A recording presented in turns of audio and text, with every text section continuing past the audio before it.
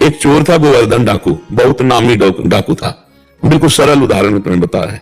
तो एक दिन राज कर्मचारियों ने उसका पीछा किया और वो भागा, घोड़ा भी छोड़ दिया, पैदल भागा। तो एक जगह देखा बहुत सत्संग हो रहा था, कथा हो रही थी।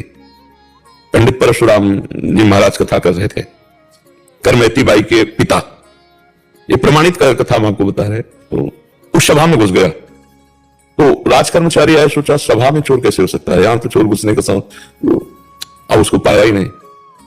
जब कथा 2-3 घंटे बाद समाप्त हुई तो कथा का प्रसंग चल रहा था। वृंदावन में श्री बांके बिहारी लाल को आज यशोदा मैया ने सोने की करधनी, सोना, वो तो चोर आदमी, करधनी सोने की।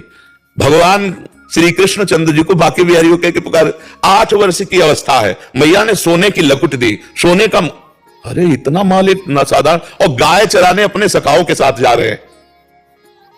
कथा समाप्त हुई, नजदीक पहुंचा, चाकू निकाली, पंडित परशुराम जी के गले में लगाई, पता लिखो। ये जो इतना धनी बालक का वर्णन कर रहे थे, पता लिखो। उन्होंने देखा तो उनका डाकू है जो मेरा नाम सुनकर के भयभीत हो जाते हैं, हमारा नाम गोवर्धन डाकू है। कहा भैया इतनी तुम्हें जल्दीबाजी क्या है? बोले पता लिखो। केवल कहा? बोले मथुरा क्षेत्र वृंदावन, बाप का नाम नंद बाबा, कन्हैया, गाय चराने। पर सुनो, तुम्हारे जैसे डाकू उसको चोरी नहीं कर सकते, बहुत नटनागर, बहुत प्रवीण बालक है वो। तो उन्होंने कहा तुम हमको ऐसा समझते हो, अकेले अकेले राजाओं के महलों को लूट लिया है। बोले फिर भी नहीं लूट सकते, बहुत प्रवीण है। तो उनका कसम खाता हूं जब तक उसे लूट नहीं लूंगा तब तक पानी नहीं पीऊंगा। परशुराम जी ने सोचा भगवान की अपार कृपा इसके ऊपर, पता नहीं क्या लीला होने वाली इसके ऊपर। उन्होंने कहा सुनो, हमारी तरफ से माखन मिश्री ले लो, जब तुम्हारा बस ना चले तो माखन मिश्री उसे खवा देना।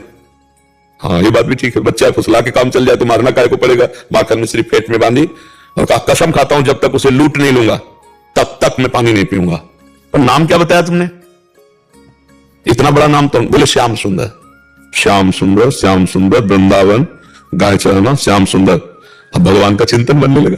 देखो चिंतन बनने लगा। और वो पैदल चल करके आया। अब एकांत में जहां गाय चरती तो पूछते श्याम सुंदर की गौएं कौन है? बोले सब हैं, ये ब्रजमंडल है, हर गौशाला भगवान के नाम की है। नहीं, बोले वो जो यशोदा मैया ने श्रृंगार करके चराने में। बोले तो कथा में लिखा है, प्रकट में थोड़ी अब रह गया। अरे बोले नहीं, पंडित जी झूठ नहीं बोल सकते। हम लोग चोर डाकू झूठ बोल सकते हैं, पंडित थोड़ी झूठ बोल सकते हैं। भगवान तो है ना, वो अपने भगवान को तो श्याम सुंदर है ना। अब एकांत में विकल हो गया और कहा अगर कोई ईश्वर है तो मुझे श्याम सुंदर से मिला दे, क्योंकि मैंने कसम खाया है बिना लूटे पानी नहीं पीएंगे। इतने में आवाज आई एक ग्वारिया पर, ए श्याम सुंदर तुम्हारी गाय इधर जा रही।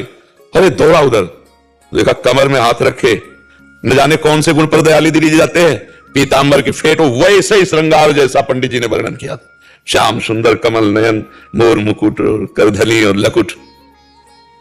उसने चाकू निकाली और सखा को, वो सब सखा दिव्य, वो गायें दिव्य भगवान ने प्रकट की थी। सब सखाओं का भाग जाओ नहीं मार डालेंगे। भगवान ने इशारा किया कि जाओ इसको हमें एकांत में निहाल करना है। बोले हाँ बोल रहे। बोले तू डरता लगे क्या? बोले काल से भी नहीं डरते, तेरे से क्या डरना है? बोले मेरा नाम नहीं सुना होगा इसलिए तू डरेगा। अभी मेरा नाम गोवर्धन डाकू, तो वो गोवर्धन ही तो नाम है ना, मेरा नाम गोवर्धन धारी है।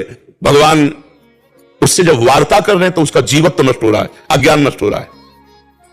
उन्होंने देखा बड़ा प्रवीण, पंडित जी कह रहे थे माखन मिश्री खवा के काम कर लेना। बोले सुनो, भगवान ने कहा अच्छा ऐसा प्यार करते हो? बोले प्यार के लिए नहीं, ये सोना चांदी जो पहले उतराने के लिए। बोले ये तो वैसे उतार देंगे, लाओ तुम्हारा। माखन मिश्री खाई और कहा थोड़ा तुम खाओ। और जो भी भगवान ने चखाया उससे भगवत अज्ञान हो गया। अब भगवान को साष्टांग दंड, प्रभु प्रभु। एक बात सुनी कि कन्हैया गौएं चरा रहा है, चल पड़ा, कसम खा ली तो भगवान मिल गए। यहां जीवन व्यतीत हुआ जाता है, हलवा पूरी खा करके दिनचर्या का बैलेंस बनाते रहते हैं तो भगवान कहां मिले? जब भूख प्यास सहकर केवल भगवान के दर्शन के लिए, तो भगवान उसी समय प्राप्त हो जाते हैं। हम लोग सुनते बहुत हैं, समझदार बहुत हैं, नहीं करना चाहिए ये भी जानते हैं, लेकिन भजन ना होने के कारण हम उसको उतार नहीं पाते हैं। भजन शुरू करो अभी बात बन जाए, नाम जप करो और निश्चय करो कि मुझे इस मार्ग में चलना है, तो पापाचरण नहीं करना है, गंदी बात नहीं करनी, किसी को दुख नहीं देना, किसी का अहित नहीं करना, तो मंगल शुरू हो जाए। अभी दिव्यता आने लगे अंदर की दिव्यता, ये बाहर शरीर का राग छूट जाता है। समझ पा रहे आप?